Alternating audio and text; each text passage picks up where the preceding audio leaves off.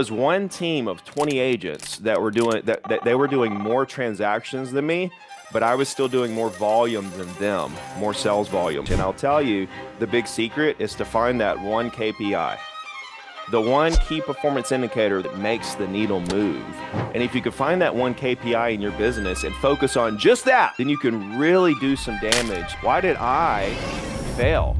From the Gulf Shores of Alabama. We got someone who's been in business for 22 years. He became the first completely free real estate coach in the world with one simple mission within it, and that is to reduce the failure rate in the industry one agent at a time. I'm way more interested in helping you build your 5, 10, 20, 30-year career than your 2025. What are we doing to make sure these people have such an experience that they never forget us? Number one, you have to get really great at creating. Then you have to have a mechanism in place where they never. So there's 3 parts to building a $1 million business. It's communication, it's content, and it's conversion. That's all I care about. You may not want to make $1 million a year. Fine. You have to create enough conversations so that your business grows at the pace you need to reach that goal within the next 3 to 5 to 10 years. And so when I got this, conversion was easy, and you start winning every single listing. The management team, just to the agents, all of our agents, we just wanted to say we're really excited. We wanted to invest in everybody's business this year, and really this is the time for all of us, and we're really excited. If you don't know Ricky, trying to tell you, if you weren't aware of him, we're so blessed and honored to have him join us today. He is, and not only is he an amazing social media influencer, but he has 22 years of real estate from the great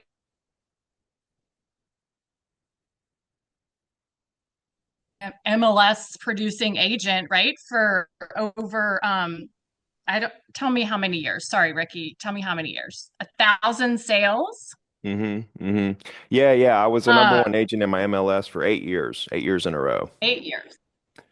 Yeah. So incredible production. He has so much to say. And what I think, Todd, we really like about Ricky is that he tells it like it is. He's not making it super hard. He makes a ton of sense, and it's something that we could all use in our daily business.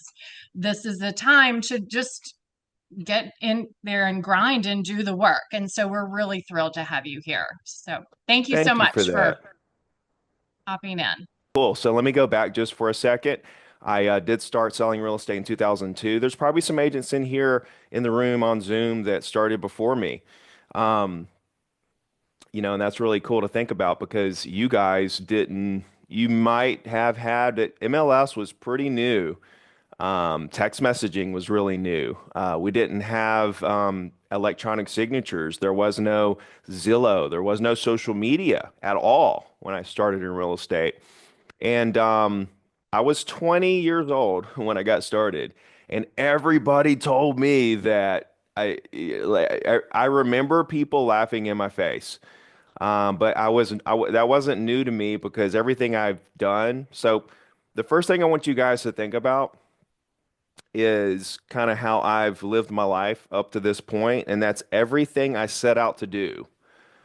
Every single thing, even going back to roofing houses with my father and serving tables in a seafood restaurant, being a concierge, landscaping, football, music, art, all those things, anything that I decided I was going to do, my goal, my entire goal was to become the best in the world, whatever it was.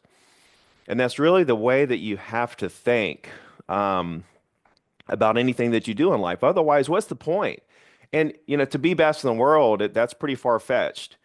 But isn't any goal? I mean, any goal that you put in place should be a little bit far-fetched, and it should get you excited. That's what keeps us alive. That's what keeps older people young, is the excitement of doing something and having a goal, having an outcome, having a reason to get up in the morning and keep pushing. And at this point, it used to be about money, but now it's just about serving people and helping others and kind of reaching back to the agents that went through that are going through what I went through and kind of helping them through those stages, letting them know like that's part of the process.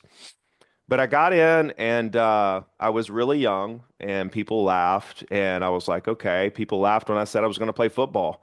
And I had a full paid scholarship to Missouri Valley College. And then it was a pretty slow start. It took me 8 months to get to my first deal, but then I started clipping two a month, two a month, two a month, and then it turned into five a month. And I made $1 million really quickly. And when the market crashed, I lost every little last penny and actually went negative. I went bankrupt. I was sleeping in a car my friend gave me in 2005 in 2005 and 6 and 7. 2008, I got back in the business and started selling, and that's when I started renting a place. I actually had a place to live. Um, but long story short, I took the lessons that I learned when I lost everything and came back in 2008 and just absolutely crushed it. And I'll talk to you guys about some of those principles that I learned today. But the end result was 6 years later, from 2008 to 2014. In 2014, that was the year I sold 100 properties for the first year. And it took me from '08 to 14 to build that up, and I'll tell you exactly how I did it. And then I maintained those 100 deals for 8 years in a row. And the volume that I was producing with those 100 deals crushed everybody down here. There was one team of 20 agents that they were doing more transactions than me, but I was still doing more volume than them, more sales volume. So I was crushing every single entity down here in the Gulf Shores, Orange Beach, Alabama area, which is right on the beach in Alabama. Single agents, teams, it didn't matter. I was crushing them because I was a machine. Like you have to be a machine and you have to be super focused on what you're trying to accomplish. And I'll tell you, the big secret is to find that one KPI, the one key performance indicator, the one stat that actually matters that makes the needle move. And if you can find that one KPI in your business and focus on just that, then you can really do some damage and make some headway and kind of close the gap between you and the rest of the number one agents, the number two agents, the top 10 agents. You can really close the gap if you understand what the KPI is. Because if you understand what that KPI really is, and you know, it, like if you take most agents, they're not focused on the one singular KPI. They're doing this, they're doing that, they're doing all these things. And if you can focus on the KPI that actually matters and make that your full-time prerogative, then the top producing agents who are all over the place, you're going to catch up to them real quick because you're focusing on what matters and they're doing a little bit of what matters, but they're doing mostly stuff that doesn't really matter. And so you have to kind of find what that is. What that KPI is for you, I don't know. It could possibly be different for different agents depending on how you build your business. But I'll tell you, I don't care how you. I built my real estate business cold calling property owners, doing postcards, phone calls, and emails. That's how I built my business. I didn't do social media in my real estate business. However, when I got out of real estate and started coaching agents, I built that entire business on social media. So I've done it from all sides. I've built multi-million dollar businesses in across the different avenues that you can build business. And I'll tell you that it doesn't matter. I'm not a cold calling advocate. I'm a communicate with your clients in a specific way advocate, and then make sure they never forget you so you can compound relationships over the years and actually build a massive career. I'm way more interested in helping you build your 5, 10, 20, 30-year career than your 2025. I'll tell you how to close deals today. I'll tell you how to convert the most efficient way possible. And that's great. And we can close a lot of deals today. But what are we doing to make sure these people have such an experience that they never forget us, A, and B, we can compound, we can scale our personality. I call it scaling my personality. If I can, the the number one reason why people choose a real estate agent is because they had a friend in the business that had a great reputation. This was a real survey that NAR did. And it was overwhelming that they had a friend of the business with a great reputation, which means when you think about friend, you think somebody you like. And when you think about somebody you like that you actually pick to be the number one agent, like let's say in North Palm Beach, there are, I don't know how many agents there are. Let's say there's, 8,000, 5,000, 10,000. I don't know. There's thousands, right? How are you going to persuade this property owner that you are the number one agent, their number one pick out of thousands of agents? Um, And so that's what we need to focus on. How do we become, you know, property owners' number one pick when it comes to who they're going to choose when they decide to buy or sell a piece of real estate? And so when I start to reverse engineer the entire business, and this is what I did back in 2008 when I got back in the business, because when I lost everything, I was doing it wrong. I was focused on one thing. My KPI back then was deals closed. That was the only thing I was worried. Deals closed. When I closed a deal, I never talked to the client again. And they didn't want to talk to me either because back then the market was you could buy something and 6 months later sell it for a $200,000 profit. And why would you rebuy into that market? You just bought something 200 cheaper than what you could buy it for now. You know, obviously you're probably going to just kind of sit back and see, what happens. Sounds kind of wild. You just made 200,000. I think I'm just going to sit on the sidelines for a second and see what happens. Well, that's kind of how the market was. So I didn't need them. I could call 10 more property owners and see who wanted to make up 200,000 today. And they didn't need me because they weren't looking to rebuy into that overinflated market.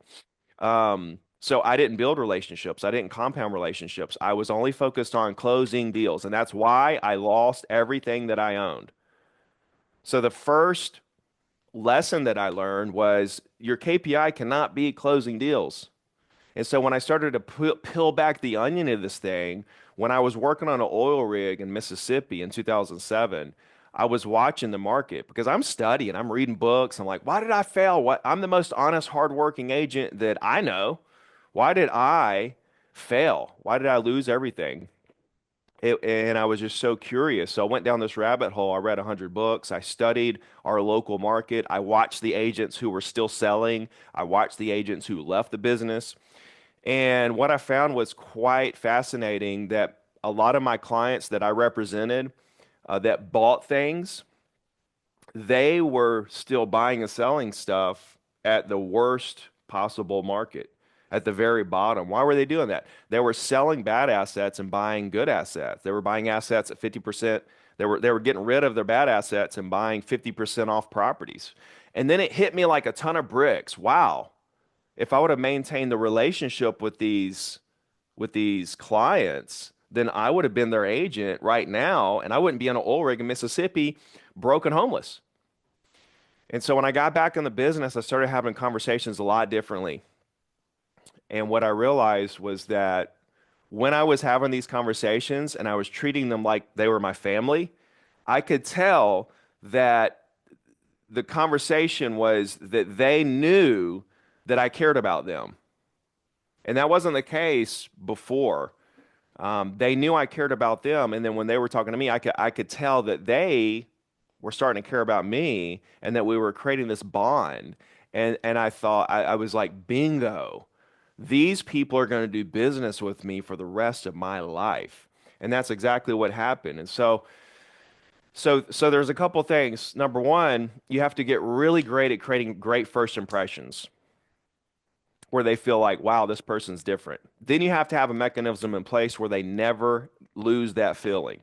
Those warm and fuzzies they get when they first meet you, that's got to continue forever. So how do you do that at scale? How do you do that if you meet, 1,000 people this year?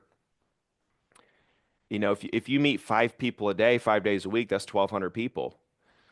Um, how do you scale your personality across 1,000 people?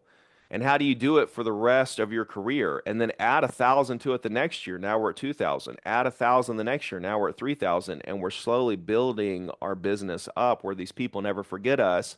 They loved us from day one, but they do go through phases. So the phases are when they meet you for the first time, and they feel like, wow, this is different. I like this agent. That's the first phase. They like this one. They like this agent. They stand out, the way they talk, the way they acted, the questions they asked, what their intentions seem to be. I kind of like this agent. I don't know if they're the one out of thousands. They're not at that stage yet, but they're thinking they have possibility to be. And on the outside, they're talking to us. We might feel like they've chosen us already. Like this is, I got a client. And they may be acting like that, but in the back of their head, they're thinking, yeah, I like this person, but I don't know if I'm not sold yet. Then you get them into your mechanism where they never forget you. And those warm and fuzzies of liking you a lot, you start to show them through consistent content and they start to think, wow, I think they're the real deal. And then after a little more time, they think, wow, this is my agent. That's the phases that your prospects are going through. It's not like you meet them and they're like, "Oh, that's my agent." Now, if they're in a situation and they need a deal done right now today and they've got to pick an agent and they like you the most, they might roll the dice and gamble on you. But that's because they were kind of forced into it because they need to do a deal today, which is great. We're going to take those and we're going to take those situations and we're going to win them over through the deal. We're going to give them such good service and make this deal go so smooth that they'll never use it. The best closing gift you can give someone is the best service in the world. I was the worst at closing gifts. I would give like a 50 or $100 restaurant gift card, or like I was the worst when it came to closing gifts. Sometimes I didn't even give a closing gift. But I got so many referrals and I didn't check on people. I didn't do home anniversary cards. I didn't send them a birthday card on their dog's birthday. I didn't wish their daughter, good luck in college. I just wasn't built like that. But the reason why I got so many repeat and referrals of referrals is because when somebody did a deal with me, the experience that they got through the deal, they were not going to risk not getting that experience ever again. They've probably done deals with agents that they know the difference, and they come and do a deal with me and they're like, whoa, this guy takes care of me. And the deal went smooth and I got the best deal possible. Every step of the way was just easy. And here I am, either sold a house or bought a house or whatever the case may be. And so they're sold right then. They don't care if I check on them.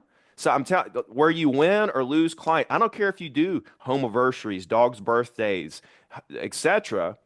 If you don't go over the top for them during the deal, and if somebody else will, you're going to lose them. Okay. So there's three parts to building $1 million business. I thought about this last night. It's communication, it's content, and it's conversion. Communication, content, and conversion. So let's dive into those three, and then we'll do some Q&A. Take some questions. Is this helping, by the way? I don't know. I hope this is helping in some way. I hope you guys are getting something out of this. Okay, so communication. When I think about communication, okay, let me just throw out a couple of gems for you really quickly. So, lead gen. Let's talk about lead gen for a second. The entire purpose of lead gen, okay, is to create a conversation with the right prospect, and not only that, enough conversations. So you need conversations. Your lead gen activities needs to create conversations with the right people at the right frequency, so that your business grows at the velocity that you want. So what that means is a lot of agents do a lot of lead gen stuff. It doesn't create conversations. It creates a little lead here and there, a little conversation here and there, whatever the case, but it's not creating enough conversations with the right people for your business to grow at the pace that you want it to grow at. So you become frustrated. So we have to dissect that in your business first, right? What lead gen activities are you doing? Is it targeting the right people? And is it creating enough conversations with those people? That's kind of the first part of lead gen. That's lead gen in a nutshell. And so if you think about the KPI, I talked about it earlier, the key performance indicator of lead gen needs to be how many conversations I'm having with the right people. I can break this down real simple. How many conversations am I having, real voice-to-voice conversations am I having with the right people? This is a part of dictating how fast your business is going to grow or how slow your business is going to grow. Okay? So that's the first part of it. The second part of it, and this is very important, okay? The first part is lead gen. The purpose is to create conversation, right? To get that lead, okay? But the purpose of the conversation, the purpose of prospecting those leads, the purpose of talking to the people that you get from your lead gen is this: not to set an appointment, not to close a deal, not to get a listing. It's simply this: to get them to open up to you about what it is they want to do and why, so that you can help them do it. You know, it's so, at this point in my career, looking back, it's so funny to me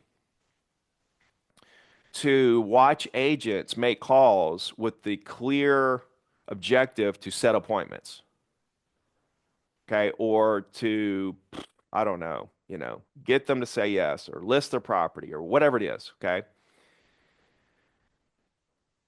The problem is, yes, the appointment might be the next step in the process for that client. It might be.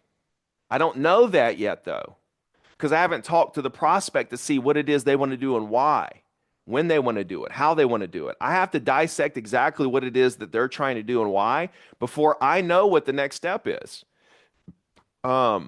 I'll have coaching calls, and the agents are like, how do I, set these appointments? I'm like, you don't. That's not the purpose of calling these prospects. The purpose is really simple: to make your prospect feel comfortable enough with you to open up to you about what they want to do and why, so that you can help them do it. And if you notice, the first part of that, to make them feel comfortable enough with you to open up to you. Like, if you can crack that code right there, if you can like, if you really want to really build a big business, okay, this is kind of like 101, step one thing. You've got to develop the muscle, the skill to when you talk to people, create instant rapport where they feel comfortable enough with you to open up to you about what they want to do and why. When I'm talking to a prospect, I don't care when they want to do a deal. They can want to do a deal 1 year out, 2 years out, right now, 6 months, 10 years. It doesn't matter to me. I just want to know what it is that they are thinking, what they want to do, what they're trying to do, and why. So, for example, if they say, here's one for you, like some prospects will say, I'm going to sell in 3 months. And the agent will say, great, I'll call you in 3 months, or I'll call you in 2 months, or whatever, And they're like, okay, whatever, bye. Two things could possibly be happening. Number one, they could just be telling you that just to get you off the phone. Number two, we don't know what they're. Okay, if somebody tells me they want to sell in 3 months, the very next words out of my mouth are, great. What's going on in 3 months that's causing you to want to sell in 3 months? Do you want to close in 3 months or start the process in 3 months? Think about that right there. Think about the different process if they want to close in 3 months versus starting the process in 3 months. If they want to close in 3 months, like, it needs to be on the market right now. If they want to start the process in 3 months, then okay, we can wait 3 months. We can kind of put together a follow-up plan according to that, starting the process in 3 months. But if they want to close in 3 months, right? And then why do they want to sell anyway? This is a beautiful house. Why in the world would you sell this?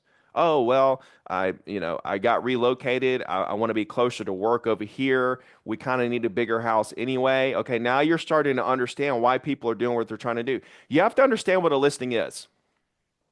Okay, this is a writer downer. A listing is a written agreement in which a property owner hires you to solve a problem, not sell a property. Agents have it a little twisted because we've kind of been programmed wrong, in my opinion. When we get a listing, it's like we go all out to try to sell the listing. Stop trying to sell the listings.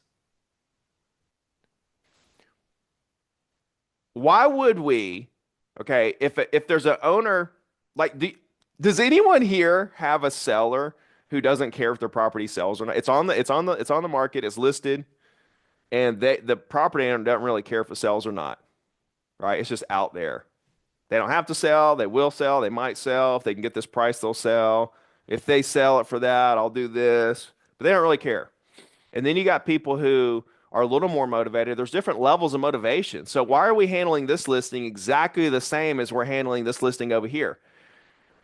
And by the way, you can't make a listing sell.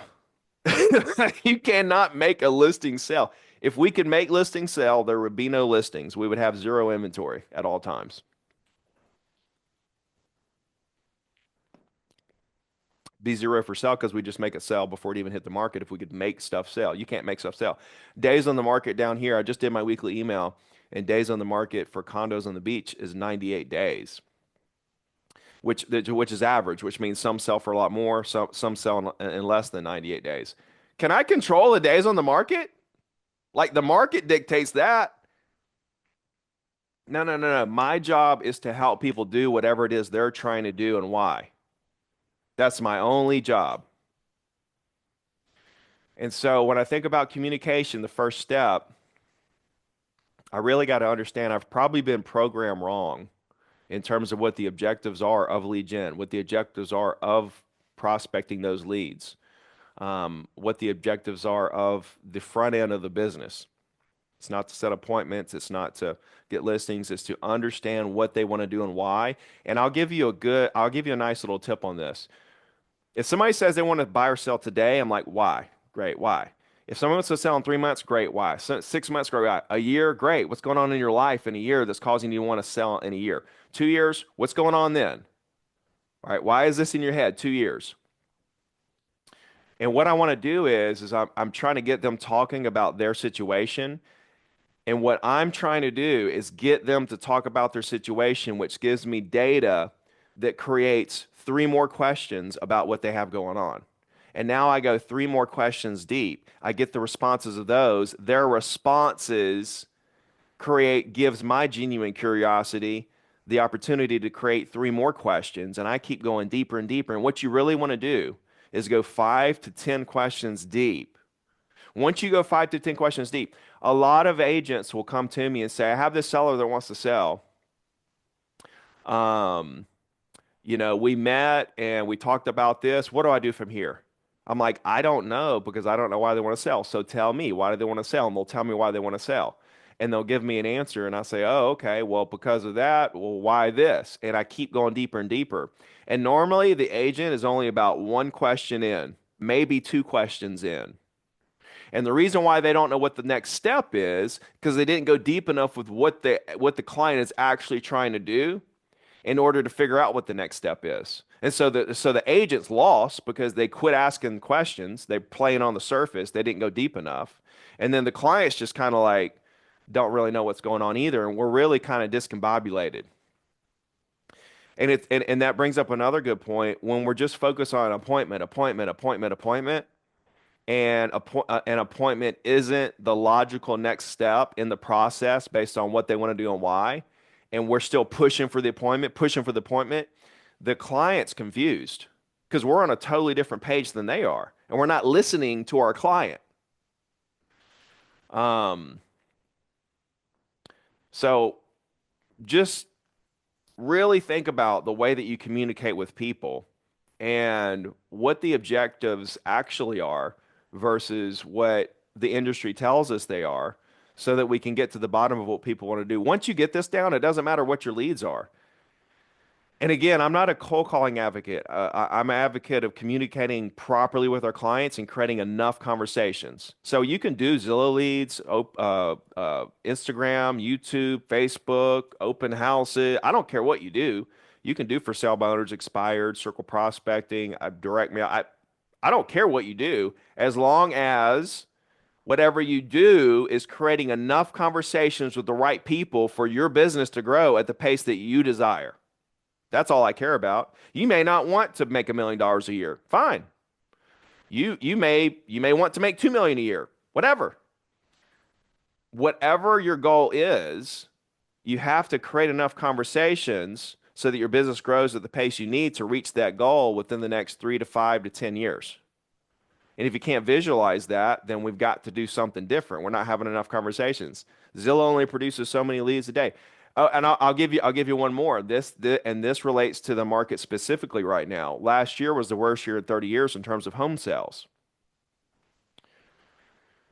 The agents that were that did lead gen that was dependent on the market, they suffered big time. Who am I talking about? I'm talking about agents that do Zillow leads, agents that do open houses. I know several agents that do open houses, and they're like, "Oh, I got crushed last year," because their whole business model is dependent on what the market produces. So they sit at an open house and hope buyers come in. They're like, "Nobody's coming to my open houses now," right? And that was their entire business model. Well, you're going to get hurt if your business model is set up to be subjected to whatever the market produces, then you're going to get hurt when the market suffers. But if you build your business around a surefire way to have as many conversations as you want with the exact people you want to do business with, and you know how to communicate with them, and then do content so they never forget you, and then convert, it doesn't matter what the market's doing. You're going to continue to crush it regardless, if that makes sense. We could get into the whole listing versus buyers thing, because if I asked you guys, would you rather have 30 active listings or 30 active buyers? I'm sure you would say 30 active listings, but yet your actions don't back that up, because everything most agents do are revolved around finding buyers, which is fine if that's what you want. But I would argue that most agents, I don't really know too many of them that wouldn't want an 80-20 business, 80% listings, 20% buyers. And I'll just tell you, if you want an 80-20 business, you have to focus 100%, not 99, not 98, not 90, 100% of your prospecting efforts on property owners who buy and sell. You're not just going after listings. These are the best buyers. And they're unlimited. Property owners are unlimited. Like, why not just focus on the highest quality prospects, period, and just not do anything else? Just my 2 cents. But you got to decide how you're going to build your business. Okay. So I touched on communication. I could talk about all this stuff for 8 hours straight. So I'll move on to content. Um, what were some things that I did in my business to give my customers that experience that you're referring to during this transaction to ensure, like, simple things, answering the phone, calling them right back, being Johnny on the spot. Negotiations happen, you're right there making it happen. And I'll give you one. Always represent your clients the way they want to be represented. Don't try to get them to do something different than what they want to do. Because, for example, like when you're at a listing appointment and they're wanting to list it at this price and you're trying to talk them into a lower price, you can show them the pros and cons, but let them make the decision. If they feel like you're going against what they want to do and you're not on their team, they'll switch to an agent. They'll go find another agent who is on their team. So remember, you're like a team with your client, and you need to operate like that. They're the captain of the ship. They're driving the boat. They're dictating what directions we go in. They're making all the decisions. We're here to help them be the conduit between them and the rest of the people in the transaction to make sure that what they want happens. So when they feel like they're in control, when they feel like it went really, really smooth because you were there, Johnny on the spot every single time, when you worked really hard to make sure. And here's another thing: things happen during a deal that the seller or the buyer, your client, doesn't need to know about. There's some things that they just don't need to know about. You don't need to stress them out. Like part of your job is to take the pressure off of them and put that pressure on you to take on the pressure for them. So there was a lot of that happened. Things like that. Cool. Let's talk about content for a second. Content, it needs to be consistent and original. If you're doing like if you hire a company to post generic content for you, I say, What do you think when people see generic content on, like, what do you think when you see generic content from an agent, from a company on social media? You know, you see some daylight savings time and, a picture of their, logo and stuff, and it has 2 likes. Like, what do you think? I'll tell you what I think. I think lazy. Generic content in emails. Generic content, period, screams, I'm lazy, I'm a robot, I have no personality, don't do business with me. I'll tell you how people spell value. It's Time. Uh, okay, cool. Yeah, it's Time, time. People can tell if you spend time on your content. They can tell if you spend time writing your emails, making your videos. So they can tell if you spend time on it. And that I'll give you a couple things. They want to get to know you through your content, but here's the biggest part. They want to hear something they've never heard before. If you're just repeating stuff that's been said a million times, that's not going to work. They have to feel like, whoa, something has to hit them different. They have to get different information, new information. Something has to click for them where they feel like, wow, this is a little different than your everyday content, whether it's email, video, written word, audio. You need to be original. And every single person on the Zoom and in this room right now has the ability to be original because you're the only one experiencing your journey right this second. For example, even newer agents, right? Because newer agents are like, I haven't sold anything, I don't have any listings. Well, did you show property in the last couple weeks? Yeah, I showed 2 buyers. They didn't buy anything though. Well, that is a story, right? You could write in an email. You could make a video. You could say, "Hey, here I am. I'm making some calls today. I want to let you guys know I showed 2 buyers in the last week. We still haven't found anything for them, but we're still looking. Let me know if you need anything. Hit me up on my cell phone. Blah blah blah. DMs, whatever." That's a piece of content like that. And see, they can't get that information on Zillow. They can't get that information anywhere else except for from you.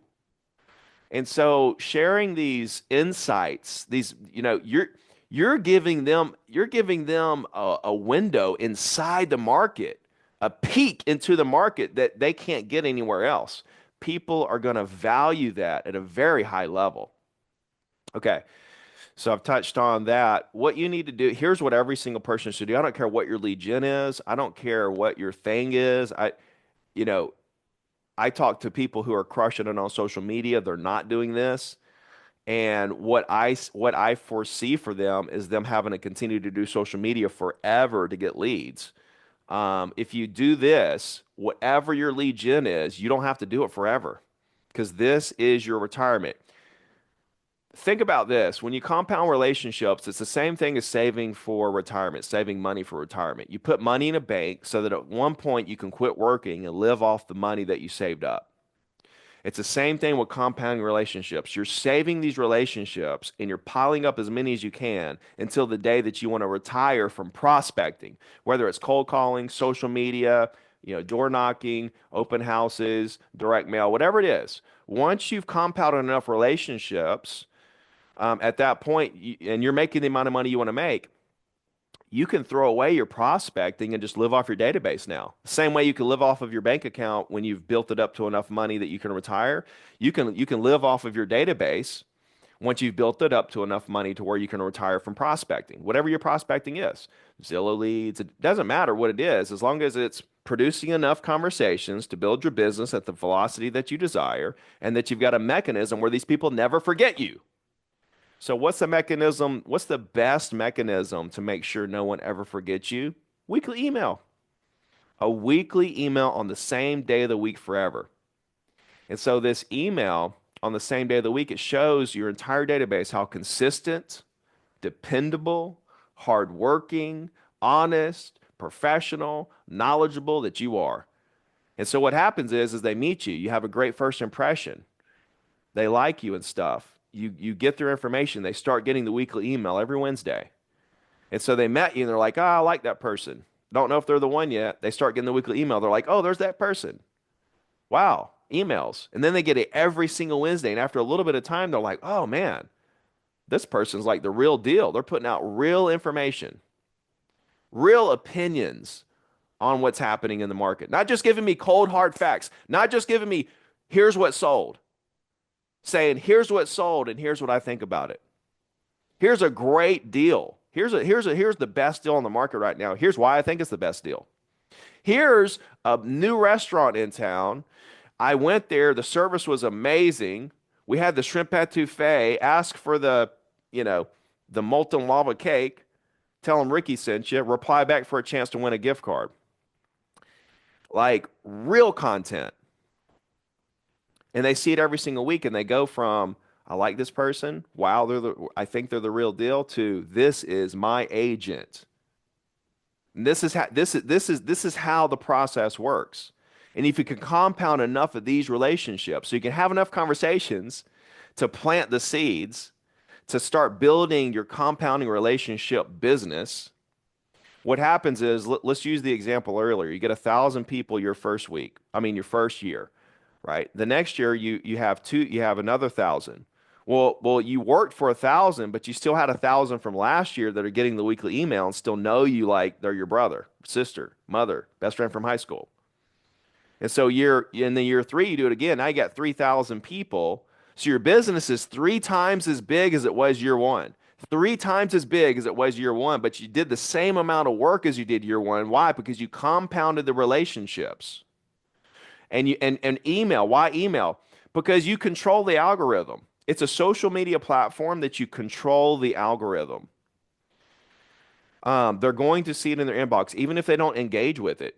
On social media, if they quit engaging with your content, they will stop showing them your content and they won't see you anymore. And they slowly start to forget about you.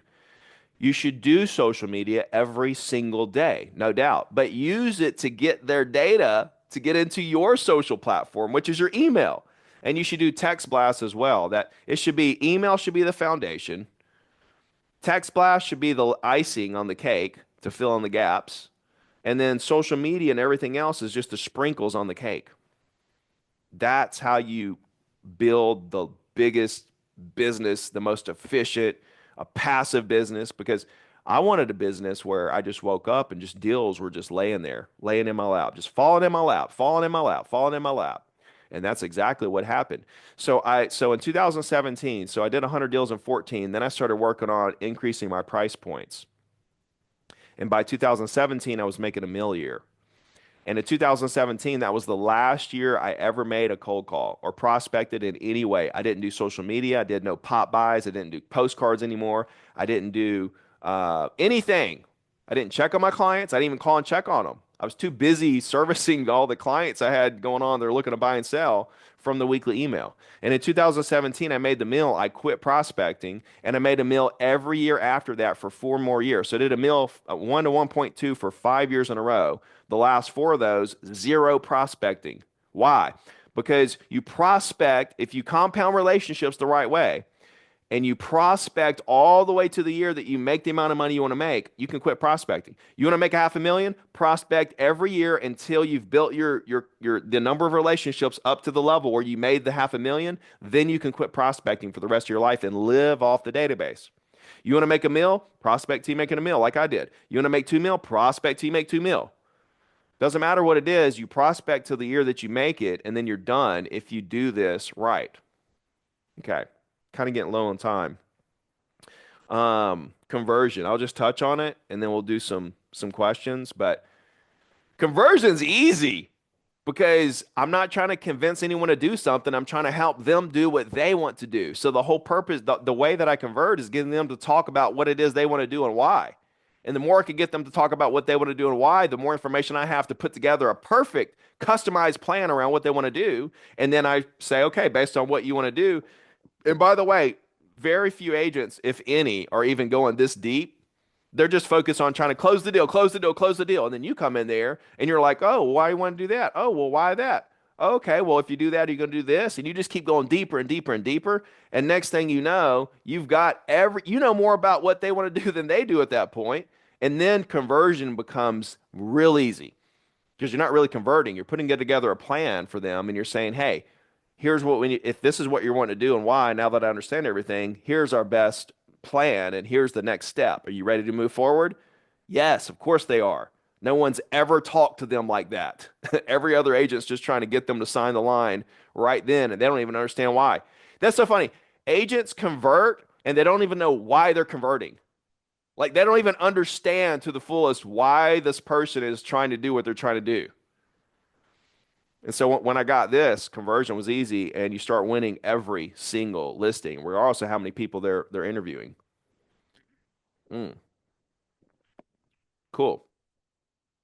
Hey, I didn't realize what time it was, but I think we covered a lot. Once you get talking, you just start rolling. Time just kind of flies by. So um, I will say I'm going to be speaking. I don't know how far you guys are from Orlando, but I'm speaking at the Legacy Summit in Orlando on March 13th. If you guys are close to there, be nice to see you guys in person because the energy in person is it's legit.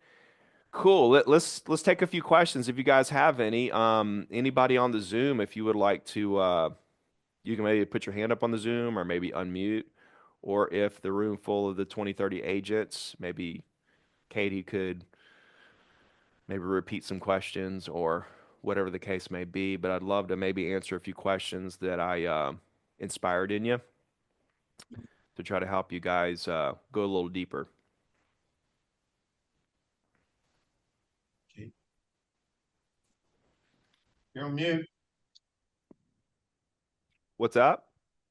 Katie's on Sorry, mute. I was typing. Okay, I was typing, but okay, our question in our room was, I just so you know, Ricky, like we all got a heads up on your 90-day zero to diamond plan, and you mentioned the CRM in there, and so we were kind of wondering, we all want to get to that level that you were, and so we're wondering, is the CRM system in there like a great place to start? You know, give us some advice on like how to be really good managers of relationships. Yeah, so you need something. You need something to send a weekly email and text blast. You should be doing text blasts as well. Because you can now. When I would like in 2014, 15, when I was doing this, like 14, I sold 100 properties, and it was all from, cold call, handwritten letters, postcards, the weekly email, and just the compounding and everything. But I was so like I so badly that I want to just text blast people, but you couldn't back then. There was no platform. There was no way to do it. And now there is. There's a lot of different platforms that you can text blast. So I think every agent should be taking advantage of that. Because it fills in the gaps. Because if somebody doesn't check their email, or it's an old email, or the email bounces, or the few that go to the spam folder, the text message just kind of cleans that up. And so they may see you in the email them and your text, which is great. They saw both. They may just see the text or just see the email. Because here's another punchline. Not all text, when you text blast, not all carriers will allow those to go through. So nothing is 100%. There's no program or system or process that's going to hit 100% of your database. Right? You're going to miss some somewhere, somehow, some way. So that's why you got to be in as many places as you can be. That's why if you're building your business on social, you need to be on every social platform possible.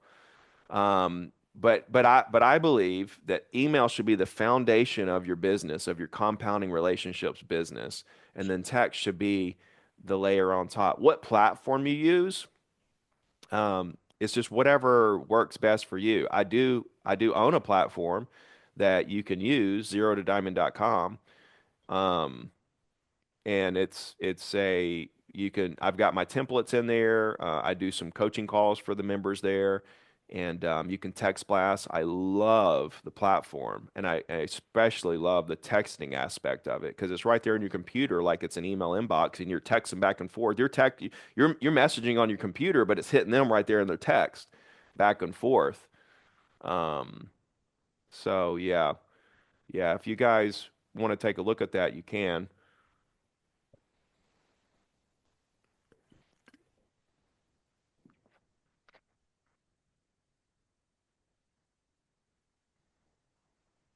one seller telling you their house is worth 50,000 more than you know. Okay, Ricky, we've got a seller question in our room.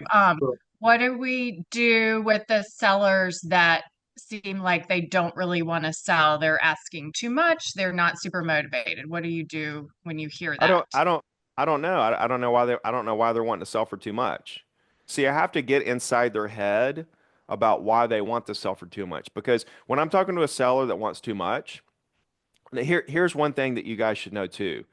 Yeah, like we can know that it's too much. Like if the comps are 300 and they want 500 or 400, yeah, we can confidently say that's too much. But again, I'm not the god of real estate prices. Things sell for way more than I thought they would all the time, and things sell way slower, and even things that I think will sell for sure don't sell. Happens all the time. We have no control over that side of it.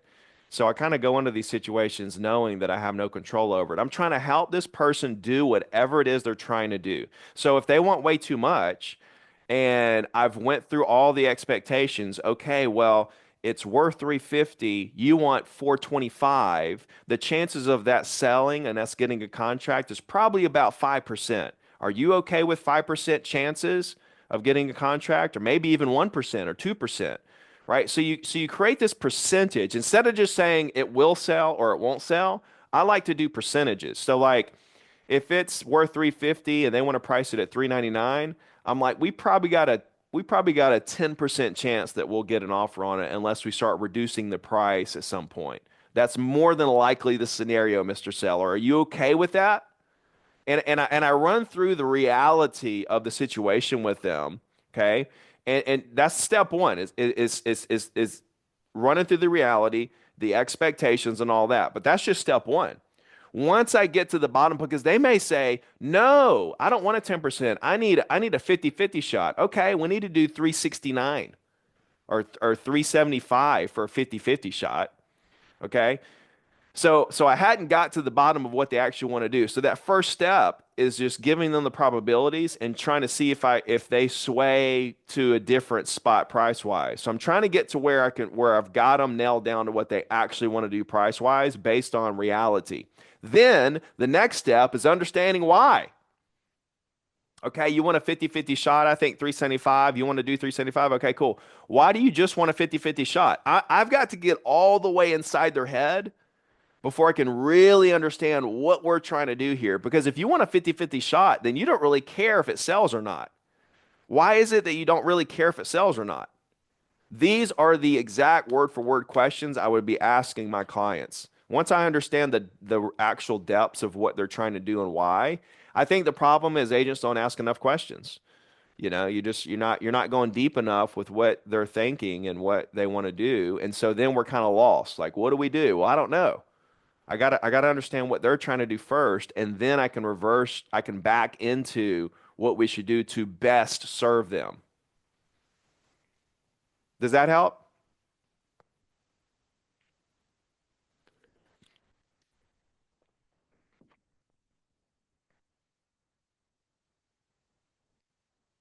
Different platforms. Yeah. Okay, we've got another question here. Um, your zero to diamond plan, can you talk about like the different platforms, like something, if somebody's thinking about joining your team, like what they would be in for if they did that? Do I do what now? So your zero to diamond plan, tell us like what you're getting if, we sign up to be in your platform. Got you, got you. So if you do zero to diamond.com, that's the CRM platform. Okay. And it's got all my templates. There's a course there to help you get more listings. I do Zooms every week to help people get set up on that CRM because there's a setting up process with your domain and getting your number certified so you can send text messages, etc. So you set up an onboarding call as soon as you sign up, and then that team kind of goes through the setup. But then I also do additional Zoom calls every week. Plus, there's 24-hour customer service on the platform. There's a support chat, and those guys will hop on a Zoom with you, etc. So that's to help you get set up if you don't have a platform to do the weekly email, to do your weekly email and text blast from the platform. Additionally, I do a coaching call once a month on the first Monday of every month at 3 o'clock Eastern, for the Zero to Diamond members. So that's everything they get. It's 97 a month. That's everything they get. Plus, you have to pay for credits to send text messages and emails. It's $10 for 840 text segments, which is 160 characters, or $10 for 10,000 emails sent. So you do have to pay for that as well. But it's 97 a month. That's everything you get for that. Then I do a challenge every 2 or 3 months. And so the Zero to Diamond members get access to that challenge as well. It's a 4-day challenge. I'm actually going through it this week. I'll be on it in an hour. It's a 2 hour a day for 4 days. I do that once every 2 or 3 months, and we actually make calls together. So day one, I go through the fundamentals. Day two, I show them the CRM and weekly email. And even if they don't get the CRM, I'm just helping them build their weekly email, whatever platform they use. I'm kind of showing them what they should say and stuff. Day three, which is today, I'll show them how to use Redx to find the exact property owners they want to do business with and what to say to them. And then day four, we all make calls together, and I make calls as well, so people can hear me making calls while they're making calls and stuff. So that's pretty cool that all the Zero to Diamond members get access to that whenever I do those every 2 or 3 months. Um, yeah. And then I have a coaching program. We do a weekly call for 2 hours, make calls together, answer questions, stuff like that. That's, that price varies. It's anywhere from 5 to 10,000 a year.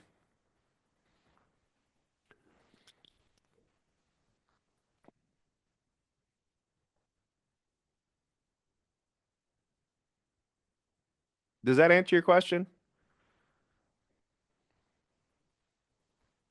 Okay. I guess we're the only we are asking all the questions. Sorry to monopolize, guys, but um, the other question I had is, since August 17th and all the rollouts of the new rules with buyer broker agreements and stuff, since you talked to a lot of agents, what has been your best advice to dealing with buyers that are hesitant or not wanting to sign that form, not, like pushing back and the new rules?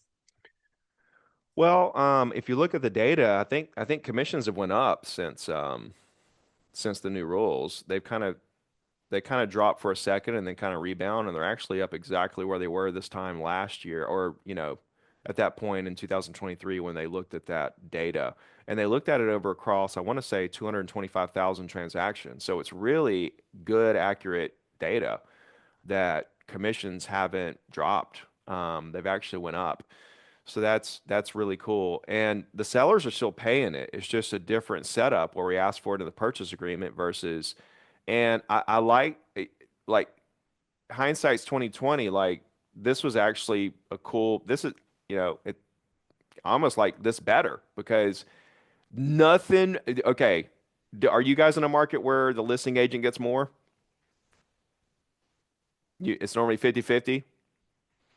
There's nothing that makes me more that steams me up more when I'm a buyer's agent and when I get to closing and I realize the listing agent got like a full percent or two more than me. Like, I'm ready to come across the table on them.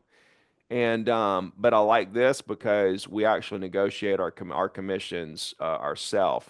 And I've seen a lot of cases where the seller was offering 2.5, and then the buyer agent actually got 3 because they negotiated 3, so they actually got a 0.5% more. So I kind of like this system a little better, honestly, on that side. As far as buyers who won't sign, um, they're going to have to whatever agent they decide they have to have something signed. So there's no way around this. The only other way around this is to go directly to the listing agents, in which case you'll be dealing with the person who represents the seller and is not looking out for your best interest. So if you want to waive your representation and just go represent yourself basically and just kind of try to do this deal on your own, by all means, feel free to do that. I'm not going to talk you out of that.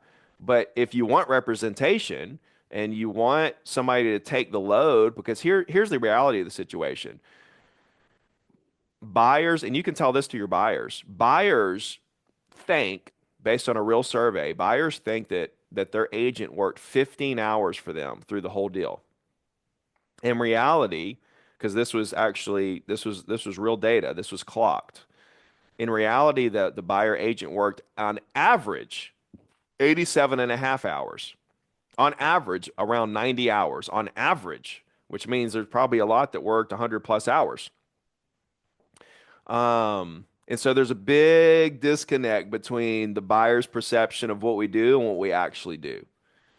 And so that could be a data point to actually talk to your buyers about and say, look, if you want to do this on your own, that'll save me about 90 hours that I could go do other productive things. So it doesn't hurt my feelings, Mr. Buyer, if you don't hire me today because you gave me 90 hours that I can go represent more sellers, more buyers, and continue helping more people.